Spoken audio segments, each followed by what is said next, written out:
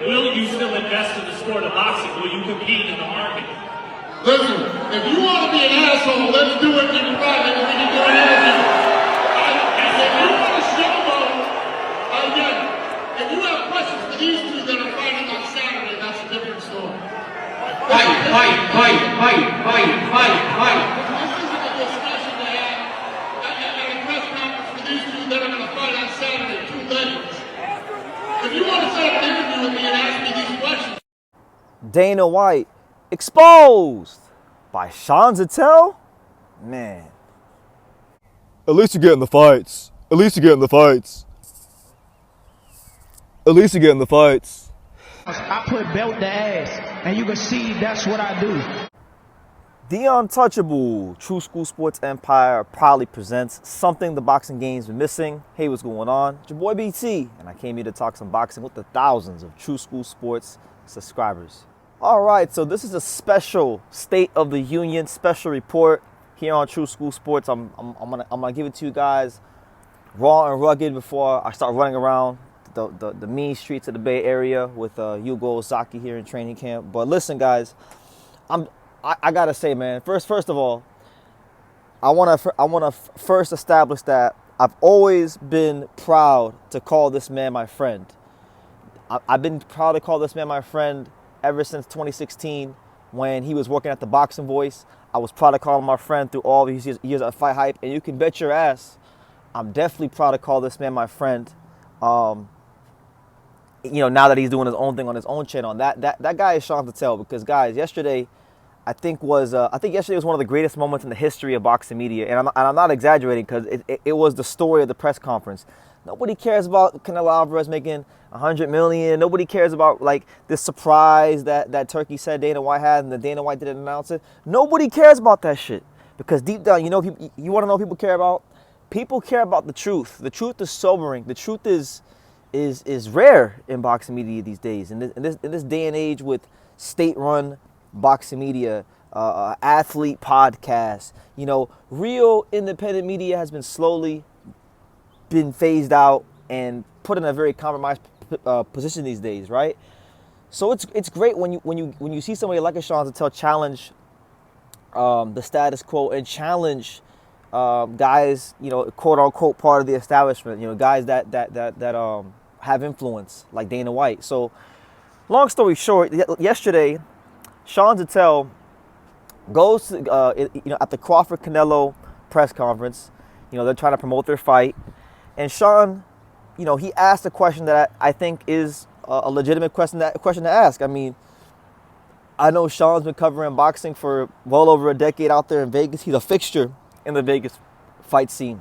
And I know he ain't never seen no Dana White, and I've never seen Dana White, right? So it's his entry into boxing. There's a lot of moving pieces on the chessboard with TKO Boxing's entry into boxing, into the sport.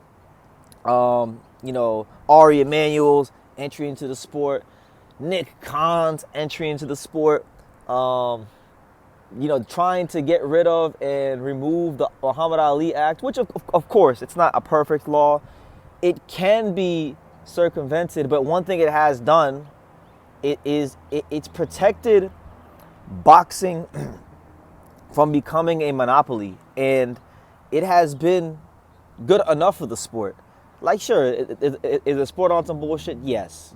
Does the Muhammad Ali Act have ways you can get around it? Yes. But it's at least giving the fighters a little bit of freedom to, figure out what they want to do with their careers and their lives. Because at the end of the day, they're getting punched in the face. They're losing brain cells. Their lives are on the line every time they fight. And on top of that, forget the fighters for a second.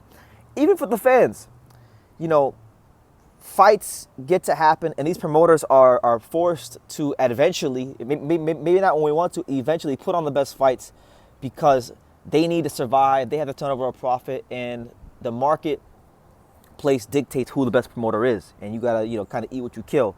That's really the nuts and bolts of the Muhammad Ali Act. We had that here in America to protect fighters and encourage free market capitalism in boxing and combat sports, or at least boxing. I don't know about MMA, but at least boxing, right? So that being said, he asked Dana White, basically says, look, you've basically you've been part of some of the biggest fights ever from a promotional standpoint. But now, why are you trying to get rid of a law that protects the fighters and bring forth a business model which really hasn't been productive even in your sport, even in MMA? You got pending class action lawsuits. You paid out hundreds of millions of dollars, I believe to the tune of $375 million in lawsuits already, right? So it's like, you want to do that shit over here in boxing? Nah, like, why are you trying to do this, right? And it's a legitimate question. And Dana White's pissed off because listen, Dana White must not know this ain't fucking MMA. This ain't like UFC. This is the sport of boxing. We have real journalists in the sport. You got guys like Sean Zittel. You got guys like me. You got people like the lovely and credit to her because she deserves her flowers too. Amber Dixon from PBS out there in Vegas. You know, she's great too. You know, you got people that will really press you if the time calls for you to get pressed. And this is a time where Dana White needs to get pressed because very few people have asked this question. Nobody's asked it on that kind of a stage. And Dana White refused to answer.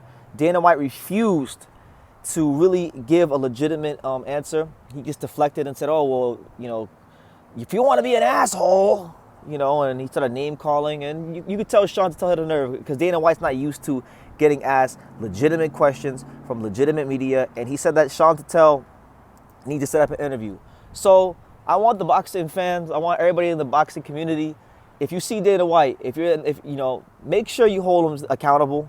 Make sure Sean Zittel gets that one-on-one, uninterrupted, exclusive interview with Dana White because I want to see if Dana White has the balls to sit down with Sean Zittel. I bet you he doesn't. I bet you you don't got the balls to sit down with Sean Zittel. I bet you he's just gonna go and not do the interview with Sean Zittel and not answer the questions because he knows that he's in front of a real one. And guys like Dana White don't like talking to guys like Sean Zittel because it is what it is there. So to say that I'm proud would be an understatement. I've listened to that 2 minutes from Sean Zittel about 100 times already. I've listened to it like it's my favorite Tupac song or something like that. Yeah, it was a very proud moment to see because I know Sean Zittel very, very well. We're very close friends. You know, I know his family. He knows my dad. He knows some of my family. We both encourage each other over the years to grow as you know, people in the sports and media. And I know yesterday was a big moment of growth for Sean Zittel. Guys, if you want to know who the real Sean Zittel is, that's really him. That's the guy that's going to be on the front lines for the boxing fans, for this sport, that's going to speak the truth to power. And sometimes you may want to hear it, sometimes you may not. But that what you saw yesterday, guys, was the real Sean Zittel in his purest form. You know, when he was on Fight Hype, he still was him to a point, but you know, it wasn't his platform, so he couldn't always be himself. But now, you guys starting to see him really, really be fully himself, and I'm proud to call him one of my best friends. I'm proud to, you know, work with him when we have time to, and it's a beautiful thing. So yeah, like this guys is the real story. If you want to know why I'm not like overly excited about Canelo Crawford, the reason I'm not overly excited about Canelo Crawford is because me and Sean talk about that question. That question he answered yesterday, me and Sean have been talking about this actual real story for a long time. And that's actually the real story. The fight to us is a mere backdrop. We're going to cover it. We're going to be professionals. We're going to give you guys world-class content, but it's like we don't really care about it because it doesn't really matter because there's bigger things in this world besides just boxing, and there's bigger factors at play that are going to affect this sport that we love oh so much, right? And this fight is a turning point for the sport from a business standpoint. Now, look, guys, I'm going to tell you guys this. For me personally, I've been reading a lot of contracts for different types of fighters recently, and, you know, I've read like promotional agreements, fight contracts, all kinds of contracts. And I'm not going to sit here and act like, you know, any of the other four promoters are great and they're saints, because they're not. However, while the boxing business is dog eat dog, you know, at least there was something in place to protect the fighters' in best interest and allow them to negotiate. See, look, you can't just bring forth a sport that's going to make every fighter rich, every fighter wealthy, because a lot of fighters just aren't good enough to command that kind of money. But what you can do is present a sport which allows fighter the opportunity, right? Pastor Brendan speaking, the opportunity to be able to negotiate what's in their best interest. You understand? So that all that will come down to is who you have behind you, and are they competent enough to get you, the fighter, what you want, right? And for the fans, because I know a lot of fans may say, well, I don't care about the fighters. I just want to see the fights. At least you get the fights, right? Like the intro says. Okay, well, look, I've made this example in other videos, right? The business model that Dana White's bringing, right? It's not going to work for every fighter. Even look at the first couple of years with Turkey Al Sheikh and Riyadh season, right? You have a guy like Jai Patai, who I've talked about, who's one of the best fighters in the world. He can't get the big fights. They're not delivering for him. Look at Joseph Parker. Joseph Parker's been doing his job, kicking ass, taking names, beat Zhang, beat Wilder. He's not getting the fights. He's getting frozen out of a Usyk fight simply because Turkey doesn't want the fight. So my thing is, this is not like this new business model that they're bringing forth.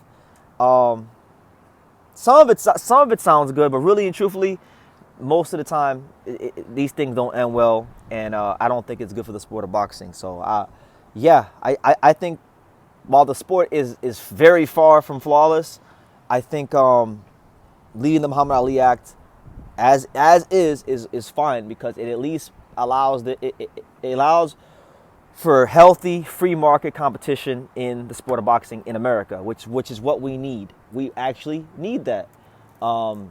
It's the best thing for the fighters. It's the best thing for the sport itself. And if the fighters don't have competent people around them that can't get deals done for them, then that's on them. However, at least with the Muhammad Ali Act, it allows for a sport to where you can do that. If there's no Ali Act, you can't do that. It's like, okay, you're gonna fight this guy because I said so. That's how it's gonna be, right? It's gonna be very dictatorial. But just shout out to Sean Zittel, man. A great man, a great person for the sport of boxing media, a standard bearer, if I will, if you want to say, for boxing media. And I've always felt this way. Like Sean Zittel, like I said, we have a lot of respect for each other. We both, over the years, have used our journeys in boxing to inspire each other and go up another level in getting better for ourselves and for you guys, the boxing fans. So I felt like yesterday was just as much as it was Sean's win. I felt like I won too, because I know probably more than 99.9% of people what it took for him to do that and lay his credibility on the line. And what I'll say is this: the last couple of things, because I know I'm being long-winded here, but a lot of people are saying, well, BT, Sean's stupid because Sean is going to lose his credentials and that wasn't the place to do it. Now, let me tell you guys this. We live in the United States of America. You understand? I understand that like these days, with the way the world has gone, a lot of people have lost what it truly means to be an American, right? A lot of people don't have that pride to be an American anymore. But this is still, regardless of all the bullshit going on in the world, dudes getting shot like Charlie Kirk. Listen, regardless of all that, this is still the United States of America. We still have freedoms in place. We still have the First Amendment. And one of the protections of the First Amendment is the freedom of the press, the freedom of the media. Media meaning medium, meaning that us in the media, we are the medium from the public figures to you guys, the fans or watchers or the consumers or whatever the case may be, all right? So we have these protections in place, and we don't have to cower down. We don't have to live in fear. Bible says that, God didn't give us a spirit of fear, so why be a coward? Why cower down, hey, listen, this is still America. And look, not all of us. A lot of times I see people say that they hate like the media that gets cool with the fighters and the promoters and they don't ask the tough questions. Well, here you go. You guys fucking got it. So I hope the boxing fans, I hope everybody go subscribe to Sean Zittel. Make sure when he goes live again, make sure you go super chat him as much as you can. Support independent boxing media. Support Sean Zittel. Support my channel, because we're trying to keep this sport, going in its purest form. And boxing media has been phased out. Look at Ring Magazine. Look at all these athlete podcasts and things like that. What do you guys think that's for? It's state-run, controlled media where they can control the narrative, and they're trying to phase out guys like Sean Zittel, guys like myself, because they don't want that. They don't want to deal with that. They feel like guys like us are necessary. And as you guys can see, as of yesterday, you see where a guy like Sean Zittel is very necessary, because that's a very hard question to ask. That's a very big stage to ask it on.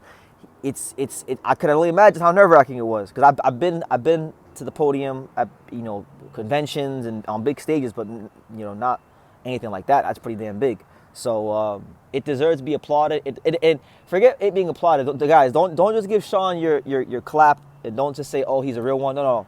When he goes live again, super chat the guy. Donate to the channel. Keep his channel going, because at the end of the day, like, we're not millionaires. We're not rich yet off covering boxing, and it's difficult. It's difficult. A lot of times, we go to these fights, and there's a lot of bullshit that the boxing fans don't see us go through, with PR people that say don't ask certain questions. You could be a guy like Sean Zittel or myself who have covered boxing for 10 years or more and have paid their dues, and sometimes you're not given access to certain fighters because the PR people just don't want to give you access. They make your life very difficult, so it's like pulling teeth. So it's like there's a lot of things that I could go on about that we go through that you guys don't see, that I don't come on here and bitch about. But moments like yesterday is a great reminder of why I got into this sport 10 years ago and what the true definition of somebody in the boxing media should be and aspire to be, and that is Sean Zittel. So Dana White, your ass is grass. Sit down with Sean Zittel, or you're just, or honestly, you're just a hoe. You're just a hoe for life. I don't want to call no man out of his name, but he acted like a hoe yesterday, so I'm gonna call him that. I'm gonna call him as such. He acted like a straight hoe yesterday. All he had to do was say, "Hey, this ain't the place for that. Let's do it another time.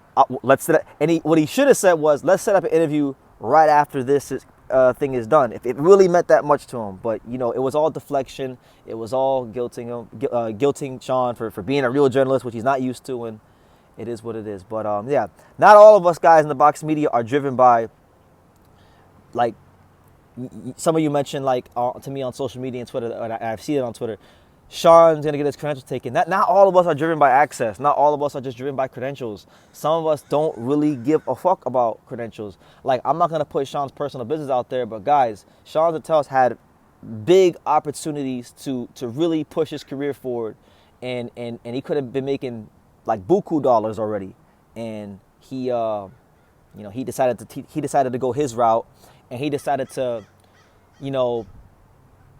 pursue his channel independently as just Sean Zittel, not Boxing Voice, not Fight Hype, but just Sean Zittel. So he could give you guys the real thing, and so that he could stand for the truth. Because if you don't have your own platform in this day and age, and you work for somebody else, it's hard to stand for the truth and what you want to stand for. So you talk about integrity. That's a man of integrity. So I'm gonna leave it at that, guys. Shout out to Sean Zittel for doing what he needed to do for the sport of boxing, and hopefully you guys, the boxing fans, you continue to get behind his channel and subscribe to his channel and help his channel grow, and vice versa. I hope the same thing for my channel as well, because even though I'm not at the fights right now, I'm impacting boxing in other ways that maybe you guys can't see behind the scenes. So that being said, you guys leave your comments down below. Make sure you guys take the time to subscribe, and like I say in every single one of these videos, you can love me or you can hate me, but I'm just a kid from Daniel. So until next time, take care, guys.